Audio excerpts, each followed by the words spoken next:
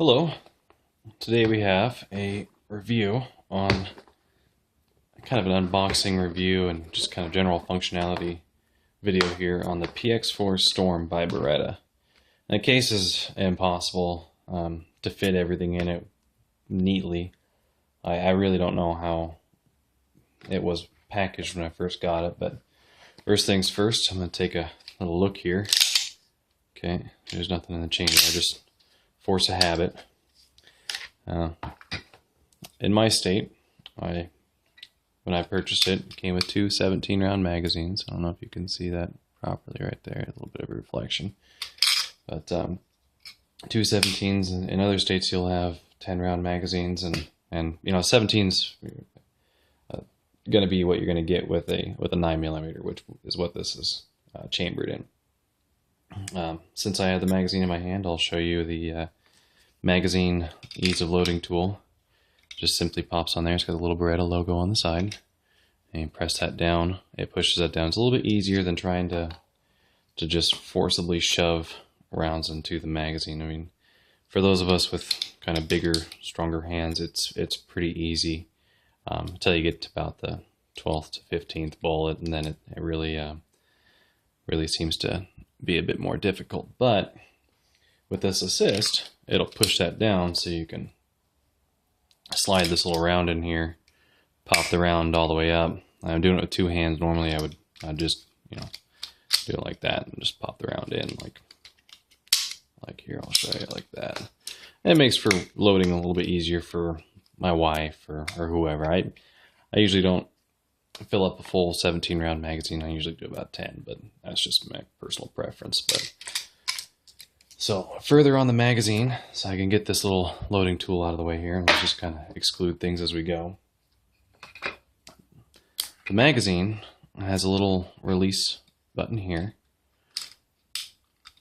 Oh, sorry, it's a little difficult. There we go.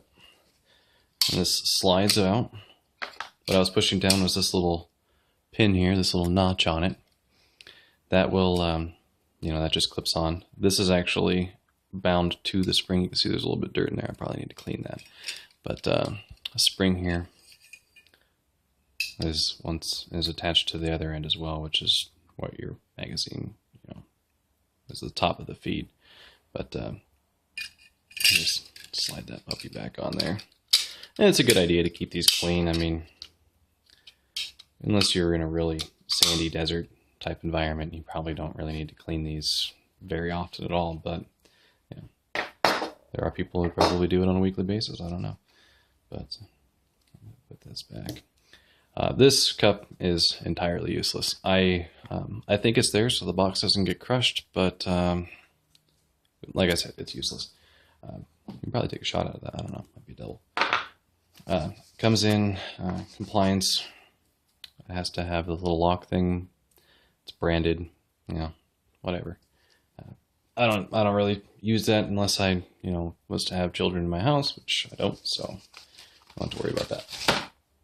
Let's see. You'll get the instruction manual. It's just a simple multi-language manual. It's actually kind of nice because it does tell you everything about the weapon, and it's, you know, it's not chintzy. It has a little spot for notes in the back. I don't know what you know, take this to the field with you and take notes on it or something, but that's, you know, just for you to have. And here's the warranty. The you know, just standard pamphlet type information that you would get from a gun manufacturer. They do include a little cleaning kit here, two different types of brushes, and a rod. And the rod does have a spot for your swaths, so you don't need to go out and get a cleaning kit.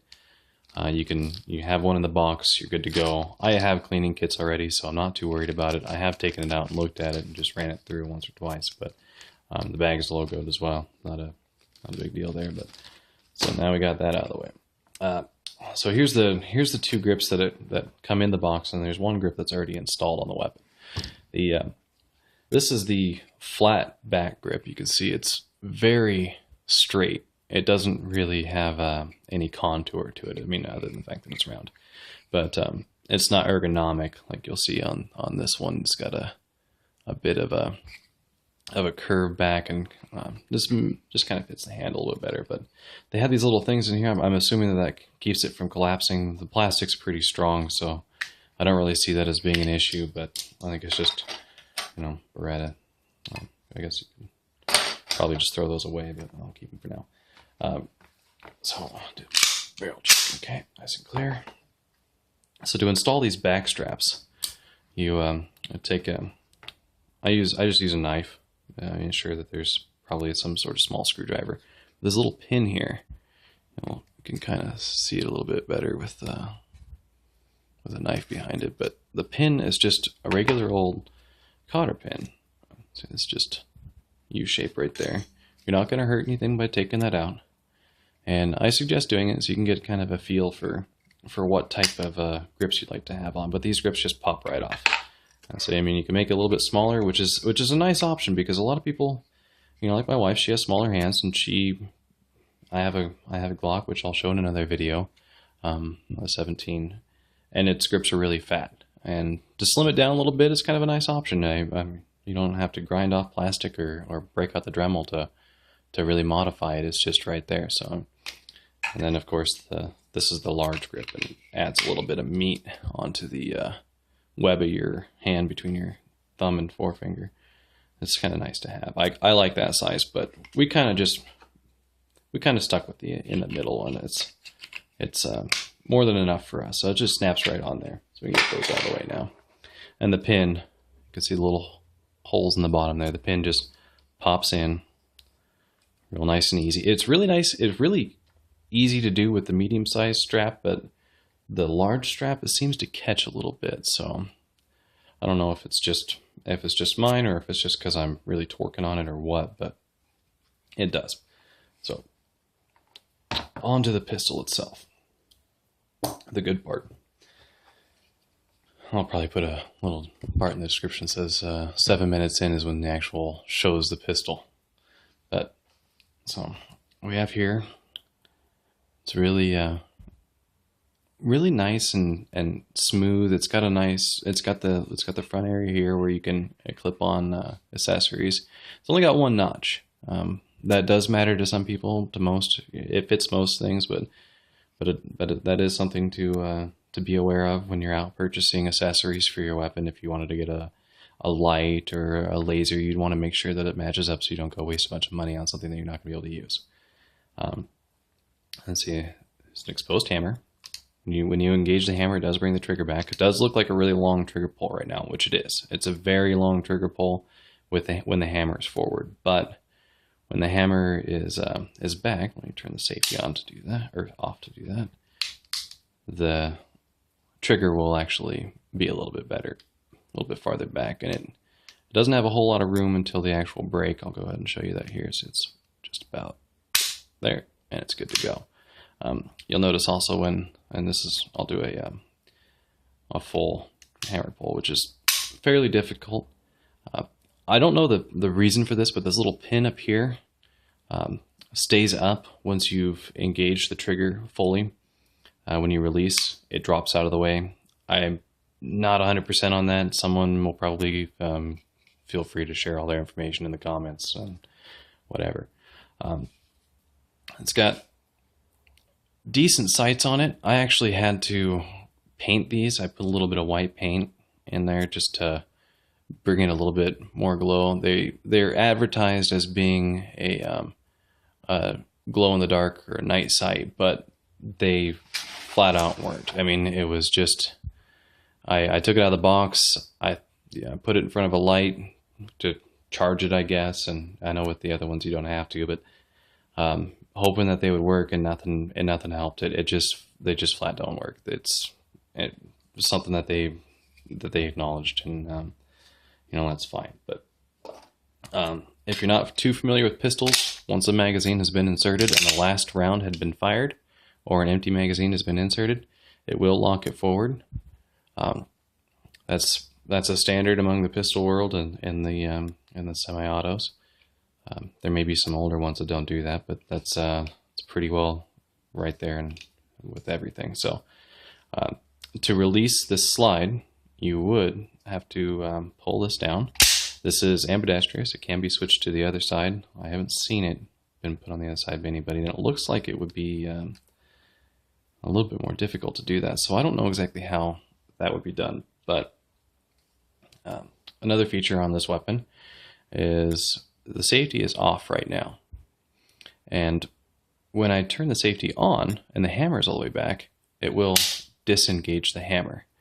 Now, this is what they call a decocker, and it's a useful tool when you want to be out on the when you're out on the range and there's a stop fire or there's some sort of reason why you'd have to stop in the middle of your shooting experience and deactivate the weapon instantly. Just pop that down and you're good to go. And the reason why this is so effective, as you can see in there, when you look really close, it's got a little pin in the middle. Now, I'll have to hold the hammer down, otherwise it would disengage. But when rotating this safety, and it's ambidextrous, you can see on the other side, when turning the safety, you'll actually see that pin get out of the way. That pin is actually what hits the the firing pin inside. So you will actually move this out of the way, and it will not be able to fire. The hammer will basically just slap straight onto metal, which is a good thing. It's safe. So the magazine release, it's right here. It's pretty standard. Most of your pistols have a magazine release that's located in the same spot. Some of them change it up a little bit, but I like it right where it is. It's perfect for me. You just hit it with your thumb, feed another magazine in, you're good to go. So I'll take this out and we will break down the weapon. I'm not going to do a 100% breakdown. I'm just going to do the standard field strip that you would do when cleaning the weapon on your regular basis. So these two little pins here, I'm sure you've been looking at a little bit. Once pulled down, I don't know if you saw that, but the slide will move ever so slightly. It has now been disengaged from the rest of the weapon. You can actually just slide it off. It's the easiest breakdown I've seen in a pistol as of yet, and that's very nice to have. The polymer frame is pretty basic. You got your hammer right here. You'll see when all these pieces here are just basically guides for the magazine and for the slide, and it's pretty well built. I really don't have any complaints about that. The fact with the weapon altogether, I don't really have any complaints. So now you have the top of the slide. This is all metal up here. I do believe that the pin in here is plastic, but that doesn't really make any difference to the weapon's functionality. That doesn't come in contact with the bullet or any aspect. It's just plastic guide spring. It's just a guide for the spring. The block here pops out. Let's see the little groove in the barrel, and the block has a little notch in it. Now this little notch will align properly with the barrel, and the reason why there's a little bit of a twist there is this is actually a rotating barrel. It's kind of a design taken from the previous model, the Cougar, I think is what it was called. And then, they adapted this weapon and made it a little bit more, I guess, more military or user-friendly. It just seems like it works pretty well. But one thing I do appreciate, anytime that a spring has caps on both ends, I really like that. I don't like having to fool with springs, trying to get them in the right place, and I end up bending them, and then the weapon binds, and you just don't want to have any problems like that. And this here is just the guide for it. It's just the natural recoil action here. A little block, pretty easy to clean. It's just very straightforward. It's almost difficult to mess this up. The barrel just kind of falls right out of there. It's a standard, I think it's a 3.5 inch, 4 inch barrel. I'm not sure. I have to look up the specs on that. It is a grooved barrel, just like all modern day firearms. There's nothing different about that. There is one thing that is different about this assembly here. The fact that it does rotate, where you won't get that with most of them. It pops on pretty easy.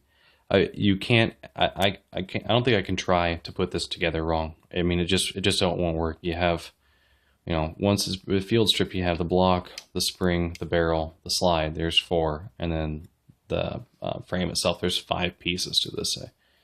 It's a pretty good gun for beginners. It's real easy to clean. Everything is just right there in front of you, and it's really obvious. If you want to see what that rotating barrel looks like, I'll go ahead and do that now. I'm going to take the safety off just so I don't have to engage the hammer spring every single time. But let's see, if I start to rotate it, the barrel just spins a little bit. And it does pop into place, which is nice. It bring it all the way back. You'll see it locks, and you can see it's not really focusing well, but it does lock into place, so that's always convenient. The reason why I made this video so specific is just the fact that you get a video that has something to do with the magazine, or you read a tutorial about that. I just wanted to put it all out there on one video, so it would just be easy for someone who is like me, that just goes out when they go to buy a weapon. I look at every single little detail, because I'm gonna use this weapon for years and years and years, and I thought that I knew everything about it before I bought it, and I just kind of slowly discovered a little bit more and a little bit more, and maybe I could have done my research a little bit better online, but there are little things that you always learn about new purchases. The sights are there. You are able to move them. I haven't moved them yet. They seem to be pretty well on from factory. It's never given me any problems. It's when it comes to deciding whether or not to get this versus other weapons, I think that you really have to take into play with this one that because of the rotating barrel, it does tend to push your recoil outwards. It kind of, when the barrel rotates, the inertia from it doesn't go as, I mean, a lot of it does go backwards, of course. That's unavoidable, but a lot of it is thrown, I guess, is what the idea was. It's kind of thrown outwards, so you don't really have as much felt recoil. And I mean, I may be just exaggerating, but it is a noticeable difference. And my wife prefers to shoot this over the Glock, even though they're the same caliber, because this one, and I quote, doesn't hurt her hands.